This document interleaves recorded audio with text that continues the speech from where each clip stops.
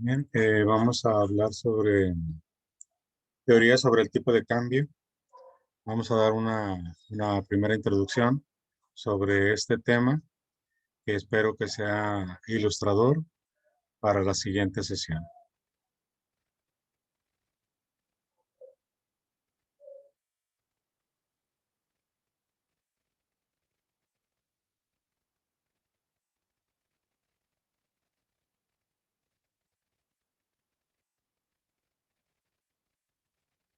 Bueno, en principio, pues debemos de mencionar que el tema del tipo de cambio, pues ha sido uno de los temas más debatidos, más tratados a nivel internacional. Pero esto no siempre ha ocurrido así. Esto ha ocurrido desde más o menos en lo que va en el siglo XX, apenas unos cuantos años. Eso tomó principal importancia. Recordemos que cuando alguna vez trabajamos una línea del tiempo, pues veíamos que las situaciones han sido cambiantes dentro del contexto internacional y que incluso antes era el trueque, cada quien manejaba su moneda, pero pues esto era un desorden, ¿no? Y bueno, pues en algún momento se pusieron de acuerdo para que esta situación cambiara.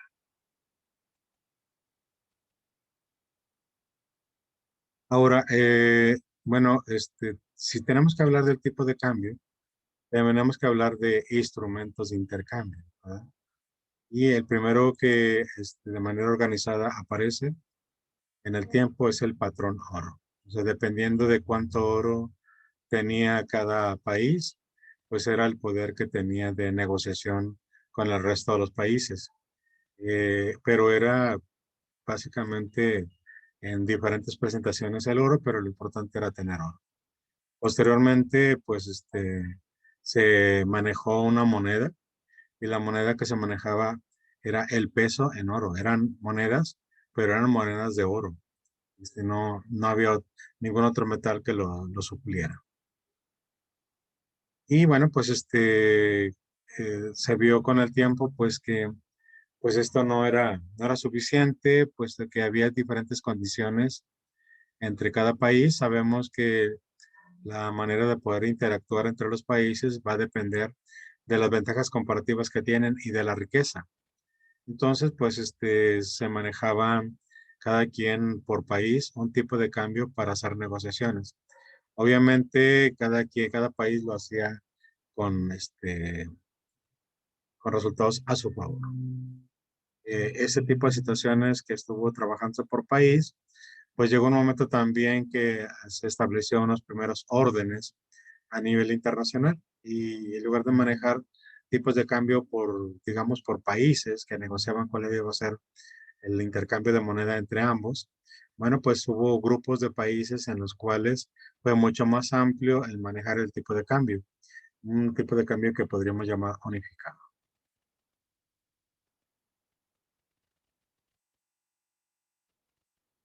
El hecho de manejar un tipo de cambio entre los países que fuera el mismo, pues como quiera nos llevó a que hubiera diferentes reacciones. Y la primera reacción con respecto al tipo de cambio era que cada país estableció su política económica. O sea, cómo le iba a hacer para impulsar la alza o la baja de su tipo de cambio.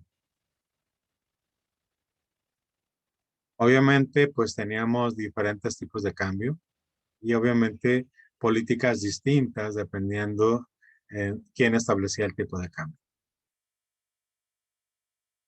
Ahora, hablamos de tipo de cambio, pero no hemos mencionado cuál sería el propósito del tipo de cambio. Entre los propósitos podemos mencionar tres. El primero, bueno, pues que el tipo de cambio impacta especialmente a la inflación. El hecho de manejar un tipo de cambio puede ser que incrementa la cantidad de dinero que tenemos en circulación lo cual modifica las reacciones de la oferta y la demanda de los bienes y con frecuencia, ya habíamos mencionado en algún otro momento, que el exceso de moneda va a provocar que los precios se incrementen, puesto que ahora se tiene mayor capacidad de intercambiar moneda. Y eso provoca el alza de precios, pues eso es lo que llamamos el fenómeno de inflación. No solamente eso ocurre, eso sería a nivel interno, pero a nivel externo, pues manejamos que eso va a tener un impacto en la balanza comercial. ¿Por qué? Bueno, pues porque con el movimiento de los precios de los productos, pues igual también manejamos el incremento en los precios de los insumos. Y obviamente el precio final de los productos va a afectar qué tanto volumen de producción se puede importar y exportar. Ahora, a un fenómeno que también vemos dentro de la balanza comercial, dentro de las importaciones y las exportaciones, pues depende también de los factores. Hemos visto que no solamente es cuestión de capital, de moneda, de efectivo, sino que también hablamos del capital humano. Y estamos hablando entonces también de lo que sería maquinarias y equipos que intervienen dentro de lo que es la producción. Y esos factores, pues no siempre se encuentran en el mismo lugar.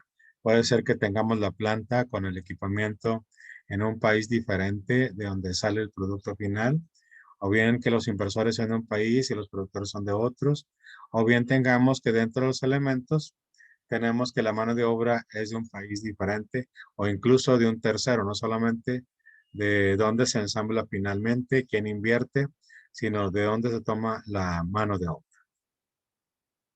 Y otro elemento, pues, es la cuestión de los efectos distributivos, dado que la inflación y la balanza comercial benefician a unos y perjudican a otros. Y con frecuencia, pues, hemos visto que ese tipo de situaciones provoca que la gente que tiene mucho dinero, pues tenga más dinero. También ya habíamos visto cuando veíamos el fenómeno de globalización que esto no necesariamente es cierto. Hay algunas condiciones que podemos modificar para que esto cambie. Sin embargo, esto no todo el mundo lo sabe, ni todo el mundo lo lleva a cabo, y eso provoca que la distribución del ingreso dentro de las economías cambie.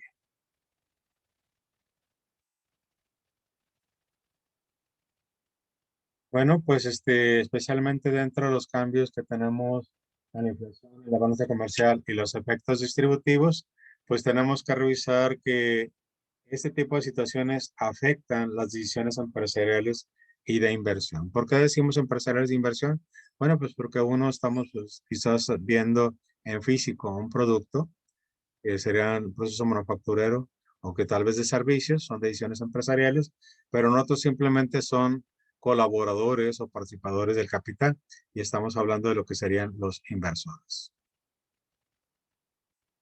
Bueno, ahorita mencionamos que eso provocaba unas ciertas circunstancias dentro de las decisiones empresariales.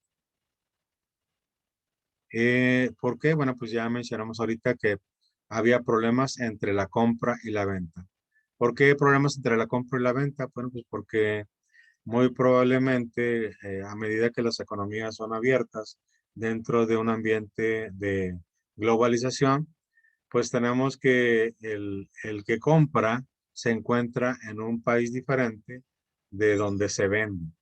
Ese tipo de situación, pues anteriormente no se manejaba porque las economías eran cerradas y quien compraba se encontraba en un lugar de quien vendía. Pero ya en la actualidad, con frecuencia nos podemos encontrar que uno produce, se encuentra en un país y el que compra se encuentra en un país completamente distinto. Y ese tipo de situaciones, pues, tiene que afectar a las decisiones empresariales. ¿Por qué? Bueno, pues por un lado están los gustos. Sabemos que los consumidores son caprichosos y que no tenemos control de ello. Por otro lado, pues ya mencionamos que los factores intervienen para el resultado de cuánto producimos y para quién producimos. En el aspecto de inversiones, ¿Cómo es que afecta? Bueno, pues que afecta principalmente en lo que son los fondos de inversión. ¿Por qué? Bueno, pues porque de igual manera, así como tenemos problemas en que se encuentran diferentes países los que producen y los que venden, pues también encontramos que en los inversores, pues serían del tipo de coinversiones, es decir, que dentro de lo que sería un portafolio de inversiones se encuentran empresarios o inversores de diferentes países. Y aquí entra lo que es el tipo de cambio, la moneda que utilizan en cada zona, en cada región o en cada país. Pero, ¿qué alternativas de solución tenemos para todo esto que hemos estado mencionando? Bueno, pues el tipo de cambio. El tipo de cambio nos va a ayudar a poder equilibrar todas estas situaciones que hemos estado mencionando.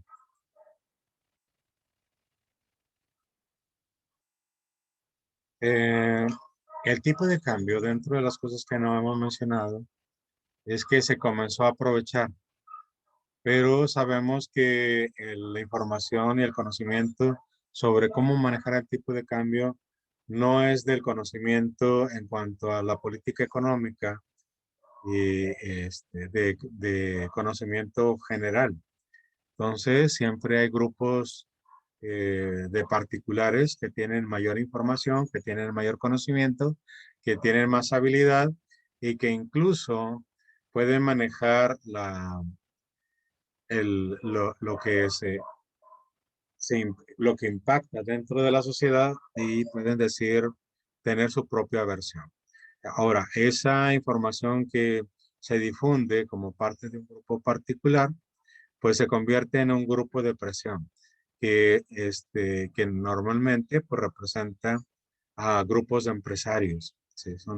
Trabajan para empresas, trabajan para grupos empresariales o incluso son los mismos empresarios que tienen información privilegiada, pero que obviamente con el propósito de conseguir sus propósitos, pues no distorsionan un poco cuáles son los efectos y cuáles son los beneficios de manejar el tipo de cambio. Contrario a lo que se conoce y se maneja dentro de el colectivo de la sociedad. Y bueno, pues eso provoca un poco de choques porque el colectivo tiene una perspectiva, una visión de qué está sucediendo con el tipo de cambio y por otro lado tenemos las acciones que se están realizando de manera individual o de manera grupal para conseguir beneficios o ventajas con el uso y manejo del tipo de cambio. Y bueno, pues así dentro de todo este panorama que hemos estado platicando, es como surge, pues de manera unificada, lo que sería la Unión Europea, que es uno de los esfuerzos más grandes que tenemos en la intención de utilizar de manera adecuada el tipo de cambio, pero además de manejando un tipo de cambio unificado entre los países, cosa que con frecuencia no ocurre en el mundo. Bueno, pero para esto es precisamente que llegamos a lo que serían las diferentes teorías. La primera teoría que tenemos sobre el tipo de cambio se llama la paridad del poder adquisitivo. Paridad del poder adquisitivo. Una segunda teoría es la paridad del tipo de interés. Paridad del tipo de interés. Una tercera teoría, paridad del tipo de interés real. Y una cuarta, que sería la teoría de la balanza de pagos. Ahí tenemos cuatro teorías que sí son importantes, que son interesantes de revisar para entender un poco cómo es que se, se trabaja, se utiliza, se, se lleva a cabo el manejo de lo que sería el tipo de cambio. Vamos ahora con la teoría del paridad del poder adquisitivo. En la teoría de paridad del poder adquisitivo, le podemos decir que es la teoría más famosa y tiene sus raíces en economistas clásicos. Entre ellos podemos mencionar a David Hume, el cual usaba esta teoría, pero de una manera más, más primitiva. La idea básica de esta teoría es que los precios dentro de un país no pueden desconectarse por siempre de los precios que operan fuera del país. Los precios que tenemos dentro del país no pueden desconectarse de los precios que se manejan afuera del país a nivel internacional.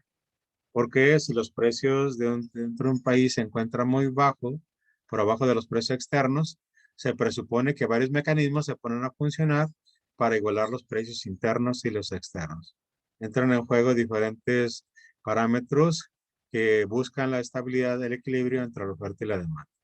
Entre los parámetros que intervienen para lograr que haya un equilibrio entre el precio interno y el precio externo son, por supuesto, las exportaciones. Otros serían las importaciones. ¿Y qué podemos decir sobre las exportaciones? Bueno, pues que cuando los precios internos son muy bajos, los productos locales se hacen más atractivos para los extranjeros. Esto hace aumentar las exportaciones, haciendo subir en el mercado local los precios y caer los precios internacionales. Esto además de esto, podemos decir que si el tipo de cambio es flexible, el aumento de exportaciones provoca una entrada de reservas internacionales, lo cual hace aumentar el tipo de cambio. Esos son algunos datos sobre lo que sería la teoría de paridad del poder adquisitivo. En la próxima sesión daremos un poco más detalle. Enseguida vamos a ver la teoría de paridad del tipo de interés. Respecto a la teoría de la paridad del interés, podemos decir que es aquella que se utiliza más en lo que sería lo que utilizan los profesionales de finanzas, en el cual la moneda es el vehículo en el que se utilizan para hacer inversiones. Los tipos de cambio y tipos de interés están conectados. Y la tasa de interés, tanto como el tipo de cambio, tienen una conexión. Y el arbitraje, la administración con respecto a la rentabilidad de invertir en dos monedas, pues debe ser igual. Pues en caso contrario, los inversores saldrían de las monedas con menor rentabilidad para entrar en las de mayor rentabilidad. Repito, la teoría de paridad del tipo de interés es más bien del uso de tipo profesional de finanzas y donde supone que los tipos de cambio y de tipo de interés están conectados y que además en dos monedas que están en interacción deben ser, la rentabilidad debe ser la misma. Enseguida pasamos a la siguiente teoría, la teoría de paridad del tipo de interés real. En esta teoría nos dice que este tipo de tasa de intercambio, pues pretende combinar la teoría de paridad del poder adquisitivo con la teoría anterior de paridad del tipo de interés. El tipo de cambio en esta real es aquel que impera cuando se ajusta el tipo de cambio nominal por las tasas inflacionarias de las dos monedas. Por su parte, se considera al tipo de interés real como el tipo de interés nominal menos la tasa de inflación. De ahí el título que habla de paridad del tipo de interés real, porque va a ser descontada la inflación. Por último, tenemos la cuarta teoría, que es la teoría de la balanza de pagos, en donde en esta teoría nos dice que el tipo de cambio se mueve en función del superávit o el déficit de la balanza de pagos. La balanza de pagos recoge las transacciones, ya sabemos, de los residentes de un país con los extranjeros. Y a su vez la balanza de pagos sabemos que se divide en varios subcuentos, ¿verdad? Bueno, pues hasta aquí revisamos de manera general las cuatro teorías de que intervienen para el tipo de cambio. Repetimos.